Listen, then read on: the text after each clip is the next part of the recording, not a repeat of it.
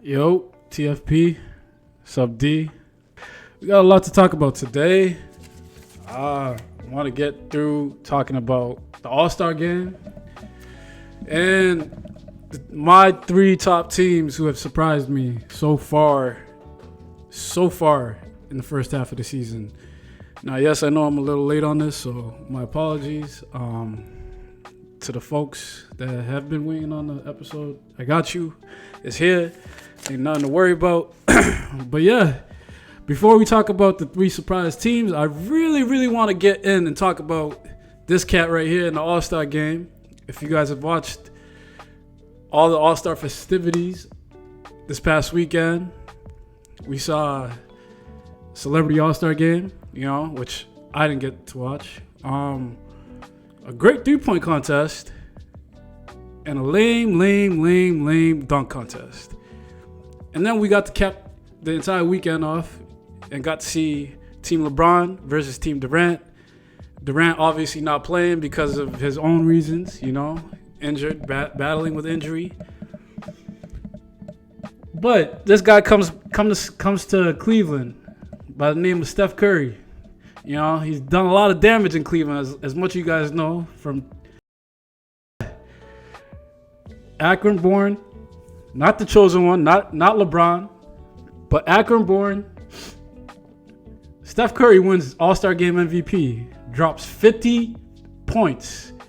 First 50-point game in the All-Star Game since Anthony Davis, who was not in the All-Star Game this year for his own reasons as well. But 16 made three-pointers, and he made them look Steph-less, folks. Steph-less, okay? Now, I know a lot of you guys don't take this All-Star game serious, but like with the implications that they added on with, you win this type of amount of money, you take this money to the charity, yada, yada, yada. It means a lot to these guys, and it makes us fans very much so interested in this All-Star game, which has been very lackluster in the past couple years, On top of that, he's the first recipient of the Kobe Bryant All-Star Game MVP. First time Adam Silver implemented that, Big kudos to Kobe. If you did watch the All-Star Game, they had a 75-year anniversary, and there's a lot of players left off of that, and a lot of players who were on it. We'll talk about that some other time, because that's 75 players. I ain't got the time to put that all on the list, but I will do it. I have been told I should talk about it. I will talk about it, just not today. Today, before I go, big ups to my guy Steph Curry. Great All-Star game, great All-Star weekend. Maybe next year I get to watch the Celebrity All-Star game, which is my favorite part of All-Star weekend. So, but yeah, all in all, I want to just jump right into my favorite squad so far. One of my favorite squads that surprised me so far this year, the Toronto Raptors. A record of 31-25. They had an All-Star representing them in a guy not named Pascal Siakam this year, but Fred VanVleet. Great coaching, Nick Nurse gets a lot of slack, and people don't respect his coaching and always said, yo, Kawhi did this for you, Kawhi did that for you, but ever since Kawhi left, they've been a top of the tier team. Well, not a top of the tier team, but above 500 or a 500 team. So I think he definitely deserves credit for what has been going on since 2018. Also, on top of that, they have a solid foundation. Yes, they lost key guys, They lost Kawhi, they lost Powell, they lost some key names off of that championship squad a couple years ago. But, losing Kyle Lowry and DeMar, and, people were like, oh, snap, all right, we're done now. We ain't got no one. I've been saying there's this guy by the name of Frederico, Frederico. As you guys know, baby Drake, Drake lookalike out here hooping. Undrafted, by the way. Undrafted.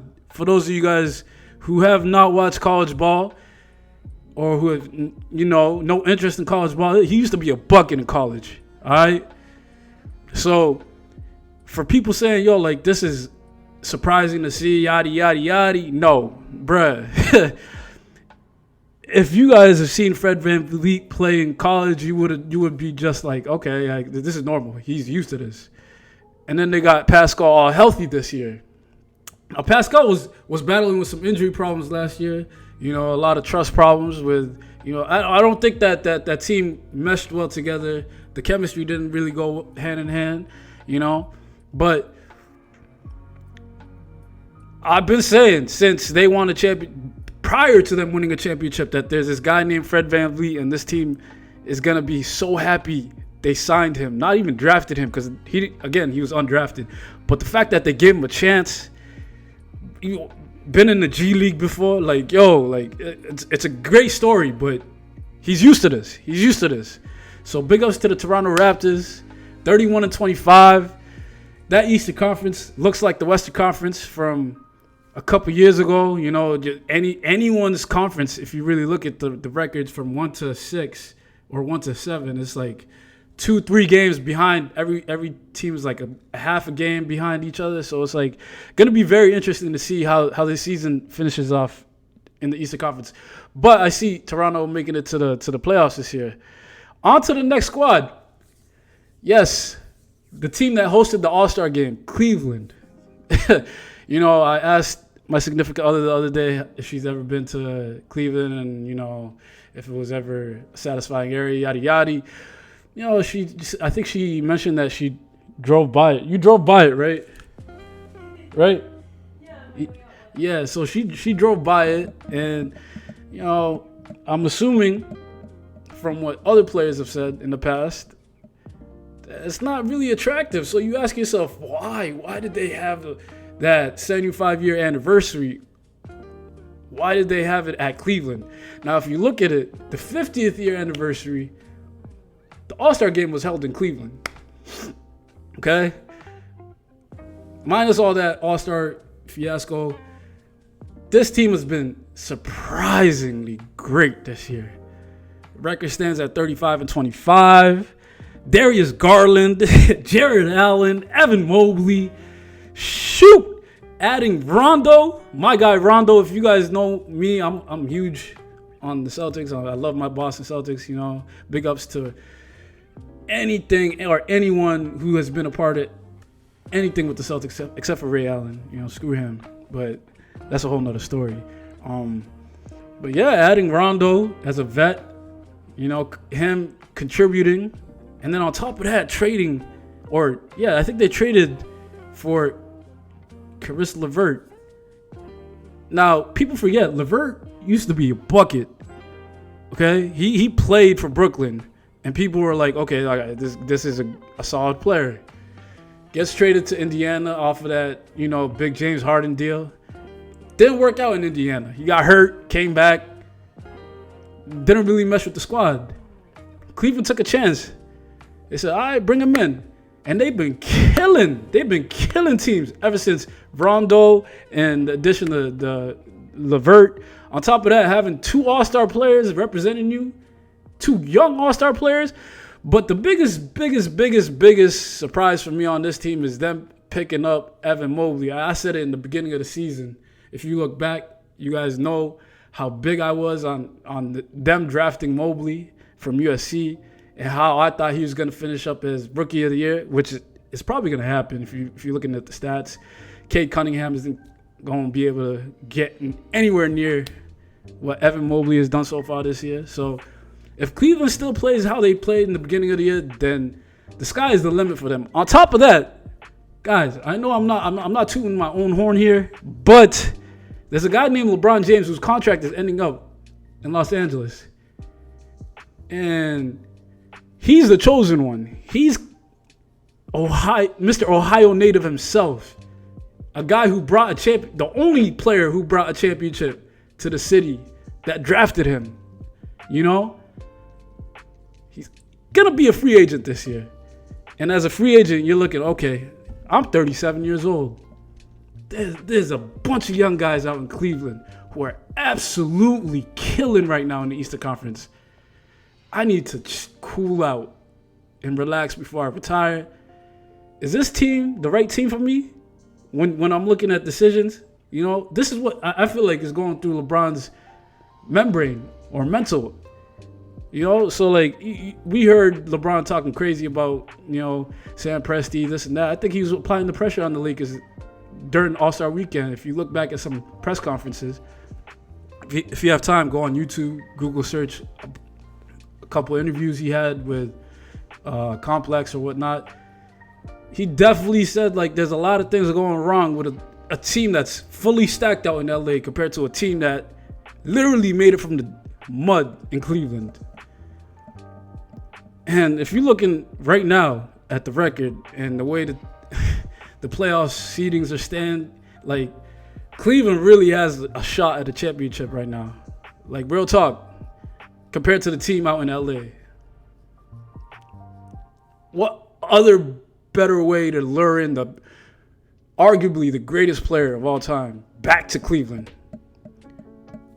than to play better than the team that he's currently playing for, that he left you for?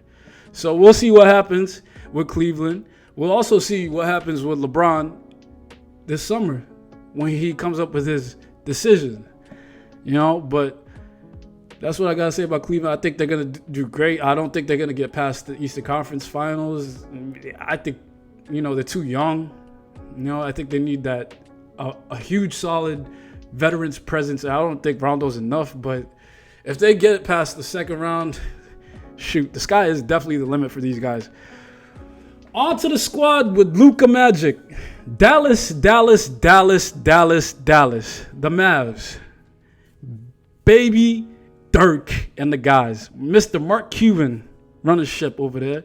And their record stands at 34-24. Now, trade deadline, they let go of, you know, arguably one of the, you know, the second hand man, the second option of the team at the time, which was Kristaps to the Wizards. All right, Luka's averaging MVP numbers once again this year. You know, 27 points per game, 9 rebounds, and shooting a solid 55% from the floor. True shooters percentage, by the way. That's nearly 60%. As a guard, you're shooting nearly 60%, and you got your team literally at the mid half in that conference where everyone counted them out and said, yeah, with the injuries, this and that, Luka's really not that ready to be a leader yet.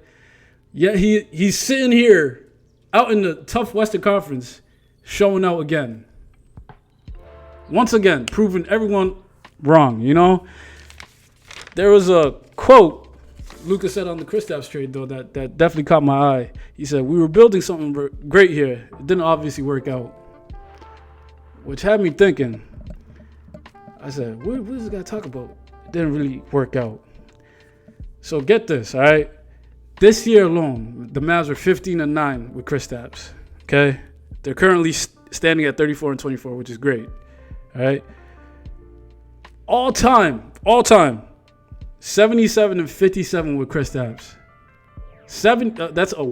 That's more than above a 500 record. So, do I think that them losing Kristaps is definitely gonna affect this team finishing the season? Maybe. But they got a future star in Luka Doncic, and you say to yourself, oh, do we really need Kristaps? Do they really need Kristaps? Nah. I believe not. I don't think that Kristaps was ever needed in Dallas, to be honest with you. I think he should have just stayed in New York. New York is just, you know how I feel about that whole New York situation. There's episodes in the past I was talking about that, you know, but big ups to Kristaps. He's in a great situation in Washington right now. But we'll see how they finish the end of the season. I know they got a small team compared to a lot of other teams, but the fact that they're in the position that they're in right now, and Kristaps was out half of the year, you know, with injuries, not playing back-to-backs, and then you got Luka just doing his thing. These guys have absolutely nothing to worry about. Absolutely nothing to worry about. You know, so those 3 teams are my favorite surprise teams to see this year. And I think I'm going to talk about the 3 biggest disappointments on my next one. And then add on the biggest snubs from the 75 anniversary team, because I really do want to talk about that. I want to get into depth about that. I think that whole Dame being let on that team without no ring and Kyrie being left off. Don't get me started, man. Don't get me started. But yeah, tune in to the next episode for that. Yeah, you guys just keep checking the story. You know, drops are coming in. They're coming in. I'm telling y'all. I appreciate y'all for picking up locally, by the way, to those who have reached out and I've dropped off. Appreciate you guys. The Shopify will be up pretty soon. So like, yeah, y'all just please just stay tuned for all that to happen. Keep checking the stories. If you're a new listener, if you're a new viewer, please do the right thing. You don't have to, but it will help me. It will literally make your heart that much bigger. Okay? Subscribe, like. You know, I ain't gonna tell you to comment. You don't have to comment. I don't care about that. Could care less about that. But just help a brother out. Peace. Love.